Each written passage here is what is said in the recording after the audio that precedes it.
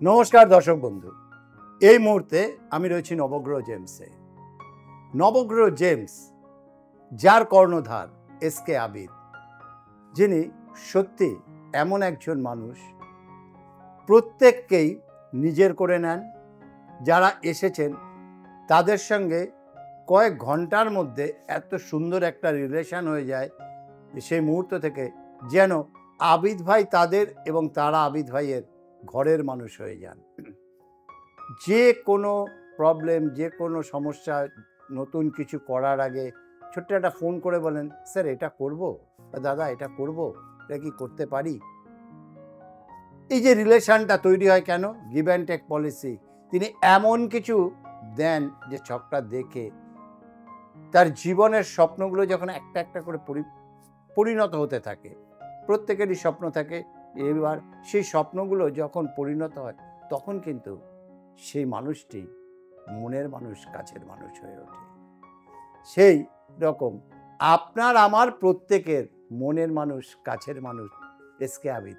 আবিদ ভাইকে স্বাগত জানাবো আপনাদের প্রত্যেকের তরফ থেকে, আমার তরফ থেকে, অনুষ্ঠানের তরফ থেকে। নমস্কার। নমস্কার দর্শক বন্ধু। আবিদ ভাই, একদম আমরা সবসময় একটা কথা শুনে থাকি, একদম সত্যি মিথ্যে আপনি বলতে পারবেন। নিশ্চয়। শুক্র গ্রহকে নাকি গ্ল্যামার ওয়ার্ল্ড বলা হয়। একদম নিশ্চয়। মানে এটা ভালো থাকলে তার গ্ল্যামার জগৎ বা নাম যশে খুব একদম নিশ্চয়। এটা কি বাস্তবিক? একদম। শুক্র অ্যাকচুয়ালি দেখো, শুক্র যেমন নাম যশের যে জায়গাটা, সেটা কিন্তু রবি দেয়। আচ্ছা, শুক্র আমাদেরকে কি দেয়? শুক্র আমাদের সুখ সুবিধা দেয়। শুক্র থেকে আমরা বাড়ি, গাড়ি, নারী, সন্তান, ভালোবাসা, অর্থাৎ আমরা শুক্র থেকে পাই। শুক্র যেমন বৃষ রাশি আর তুলা রাশির অধিপতি অর্থাৎ শুক্র। যেমন আমরা 12খানা যে রাশিটা পাই, 12খানা রাশির মধ্যে আমরা 2 নম্বর যে ঘর এবং 7 নম্বর যে ঘরটা, সেটা কিন্তু শুক্রকে পাই। যেমন 2 নম্বর ঘর হচ্ছে বৃষ রাশির ঘর, 7 নম্বর ঘর হচ্ছে তুলা রাশির ঘর। তো তুলা রাশি আর বৃষ রাশির অধিপতি অর্থাৎ শুক্র। এই শুক্রকে আমরা শুক্রাচার্য বলি। যেমন বৃহস্পতিকে আমরা দেবগুরু বলি, শুক্রকে আমরা দৈত্যগুরু বলি। তাহলে এই শুক্র কোন ঘরে বসলে খুব ভালো প্রভাব দেয়? অর্থাৎ শুক্র মীন রাশির ঘরে বসলে উচ্চস্থ অর্থাৎ ভালো প্রভাব দেয়, সেটা শুক্র দেয়। কিন্তু শুক্র আবার রবির সঙ্গে যুক্ত হলে প্রচণ্ড খারাপ প্রভাব দেয়। কেন? রবি আর শুক্র, রবি শুক্র দারিদ্র দোষ। দারিদ্র দোষ মানে জীবনে আপনি একটা সমস্যা থেকে উঠবেন, নেক্সট সমস্যা রেডি, যে কোনো সমস্যা। কেন? দেখো, রবি হচ্ছে সূর্য আর শুক্র হচ্ছে কি একটা সুন্দর মা। একটা সুন্দর মানুষকে যদি আমি আগুনের তলায় রাখবো তাহলে কি হবে? ধ্বংস হয়ে যাবে।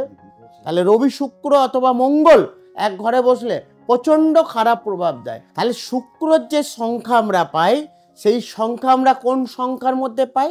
6, 15 এবং 24। এটা হচ্ছে শুক্রর সংখ্যা। এবং নক্ষত্র যদি দেখি তাহলে ভরানী নক্ষত্র, পূর্ব ফাল্গুনী নক্ষত্র এবং পূর্বসারা। এই শুক্র নক্ষত্র আমরা যেমন 2 নম্বর নক্ষত্র পাই, 11 নম্বর এবং 20 নম্বর। এই নক্ষত্রের আমাদের আবার সংখ্যা পাওয়া যায়। যেমন আমরা 27খানা নক্ষত্রের মধ্যে শুক্রকে সবসময় 2 নম্বর নক্ষত্র পাই, 2, 11 এবং 20। তাই সেখানে কি ভরানী নক্ষত্র, পূর্ব ফাল্গুনী নক্ষত্র এবং পূর্বসারা নক্ষত্র। এটা হচ্ছে শুক্র নক্ষত্র। শুক্র নক্ষত্র আবার যুক্ত হয় দেখি সাথী নক্ষত্র অথবা আদ্রা অথবা শতবিশা নক্ষত্রের সঙ্গে যুক্ত হলে তার বিবাহিত জীবন নিয়ে প্রচণ্ড সমস্যা আছে, তাদের সন্তান নিয়ে প্রচণ্ড সমস্যা। এই নক্ষত্র অনুযায়ী আমাদেরকে দেখতে হয়, প্রত্যেকটা প্ল্যানেট অনুযায়ী যে কোন প্ল্যানেট কার সঙ্গে যুক্ত। যেমন আমি বললাম, শুক্র আবার রাহুর সঙ্গে যুক্ত হলে যথেষ্ট খারাপ প্রভাব পাওয়া যায়। অর্থাৎ শুক্র রাহু এক ঘরে বসলে তাকে আমরা নাশদোষ বলা যায়। সেখানে বিবাহিত একটা আমরা দেখি ছকের মধ্যে আমরা দেখি লগ্ন লগ্ন যদি দেখা যাবে তোমার বৃষ লগ্ন, সেই লগ্নতে যদি রাহু এবং 7 to 7 রাহু কেতু সবসময় 7 to 7, যদি লগ্নতে রাহু তাহলে তার অপোজিট 7th হাউসে আমরা কেতু পাই। তো রাহু কেতু যদি কারোর যদি লগ্নতে থাকলে তাদের বিবাহিত জীবন নিয়ে প্রচণ্ড সমস্যা পাওয়া যায়। শুক্র থেকে যেমন আমরা শুক্র থেকে আমাদের সুখ সুবিধা, পুরুষ মানুষের ক্ষেত্রে আমরা অনেকে বিয়ের যোগ করে কি আমার বিয়ে কবে হবে, তখন আমরা শুক্রকে দেখি কোন জায়গায় বসে, তার সেই সময় কোন দশা, অন্তর্দশা অথবা পতন্ত দশা, আমাদেরকে পার্টিকুলার এইগুলো দেখতে হয়। শুক্র যেমন দেখো বুধের সঙ্গে, শুক্র বুধ এক ঘরে বসলে খুব ভালো, একে বলা যায় খুবই ভালো যোগ, যেহেতু শুক্র আর বুধ, একে লক্ষ্মী নারায়ণ যোগ বলা যায়। লক্ষ্মী এবং নারায়ণ, কারোর যদি শুক্রর জাতক, তার যদি ওয়াইফের জায়গা যদি দেখি, তার যদি লগ্ন অনুযায়ী মিথুন অথবা কন্যা লগ্ন হলে তার কিন্তু ম্যাচিং যথেষ্ট খুব ভালো হয়।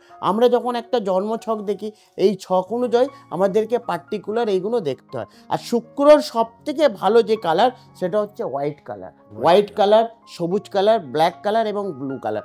শুক্র যে প্ল্যানেট, এই প্ল্যানেটের 3খানা প্ল্যানেট শুভ প্ল্যানেট, অর্থাৎ রাজ্য কারক গ্রহ প্ল্যানেট, যেটা হচ্ছে শনি, শুক্র, বুধ, এরা এক লটের মালিক, অর্থাৎ বন্ধু প্ল্যানেট। তো প্ল্যানেট অনুযায়ী আমরা যখন প্রতিকার দিই, তাহলে আমাদেরকে দেখতে হয় শুক্র কোন হাউসে বসে আছে, কার সঙ্গে যুক্ত হয়েছে, কোন ঘরে বসে আছে, কোন নক্ষত্রের সঙ্গে যুক্ত, আমাদেরকে পার্টিকুলার এইগুলো দেখতে হয়। শুক্র মঙ্গলের সঙ্গে খুব খারাপ প্রভাব দেয়। শুক্র আবার বৃহস্পতির সঙ্গে বসলে তাদের বিবাহিত জীবন নিয়ে এসো, কেন বৃহস্পতি হচ্ছে দেবগুরু, শুক্র হচ্ছে দৈত্যগুরু। এক ঘরে বসলে তাদের বিবাহিত জীবন অথবা ম্যারেড লাইফ নিয়ে প্রচণ্ড সমস্যা দেয়, তাদের সন্তান নিয়ে প্রচণ্ড সমস্যা দেয়। দর্শক বন্ধু, এবার আজকাল অনেকেই কম বেশি অ্যাস্ট্রোলজি শিখে গেছেন দেখতে দেখতে। আপনি হয়তো ভাবছেন আমার তো শুক্র ভালো, আমি কেন ভালো রেজাল্ট পাচ্ছি না। আবার কেউ ভাবছেন আমার তো শুক্র খারাপ, তাই বোধহয় কিছু হচ্ছে না। এটা একদম ভ্রান্ত ধারণা, এটা ভুল। সত্যি আপনার শুক্র ভালো তো, আর ভালো থাকলে কেন ভালো রেজাল্ট পাচ্ছেন না, খারাপ থাকলে কিভাবে বেরিয়ে আসতে হবে, তার জন্য স্কলিংয়ে যে ফোন নাম্বারটা রয়েছে, ছোট্ট একটা ফোন করুন। ফোন করে একবার যোগাযোগ করুন নবগ্রহ জেমসের কর্ণধার এস কে আবিদের সঙ্গে। অবশ্যই আপনিও সেই সাকসেস পেতে বাধ্য। তার জন্য কষ্ট করে একবার আসতে হবে। অনুষ্ঠান যারা দেখছেন, ঠিক একইভাবে বলবো, চ্যানেলটাকে লাইক, শেয়ার, সাবস্ক্রাইব করুন। যে যত বেশি শেয়ার করবেন, তার জন্য অবশ্যই আবিদ ভাইয়ের থেকে পুরস্কার তো রয়েছেই, এসে পুরস্কারটা সংগ্রহ করতে হবে। আর যদি নিজের জীবনে চাকাটা ঘোরাতে হয়, তাহলে নবগ্রহ জেমসের কর্ণধার আবিদ ভাইয়ের কাছে আসতেই হবে। এই বলে অনুষ্ঠান শেষ করব। আবার নতুন অনুষ্ঠান নিয়ে আরেকদিন হাজির হব। আজকে বিদায় নেব। নমস্কার আবিদ ভাই, নমস্কার।